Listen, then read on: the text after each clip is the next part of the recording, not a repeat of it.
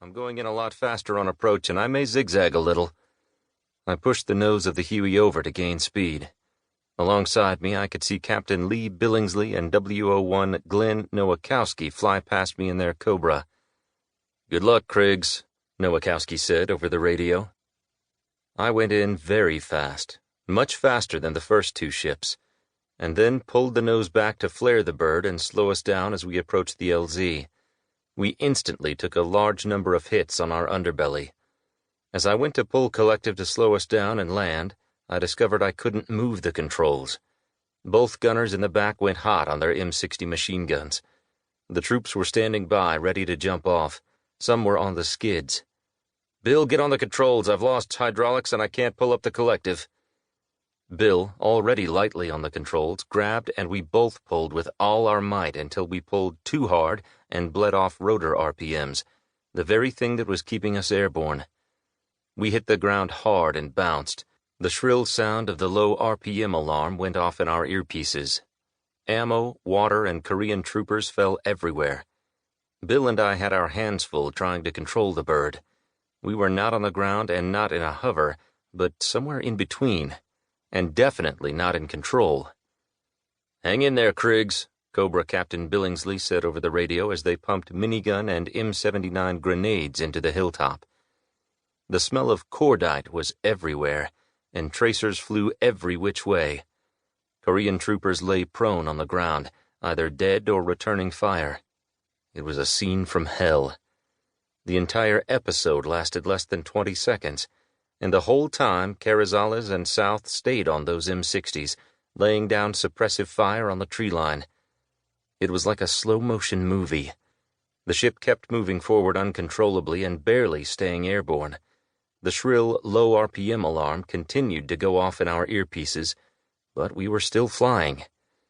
As we passed through the Saddle LZ and came out the other side, we came to a valley that opened up below us about 1,000 feet. Though the controls were stiff, we were able to lower the collective and get some RPM back, gaining airspeed. It was as if God himself had reached down and put that bird and us in a safe position. Finally, the low RPM alarm stopped.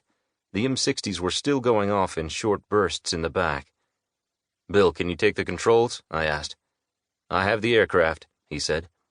"We need to get to a landing site soon before we experience total hydraulic failure." "I'm shutting off the hydraulic switch," I said, reaching up to start the procedure we had practiced so many times in flight school. "Let's head to Phuket and try a running landing over there," Bill said. "Got it. Let me make the radio call," I said. "Mayday, Mayday, Bulldog 1-2, out of the LZ with heavy bullet damage and no hydraulics.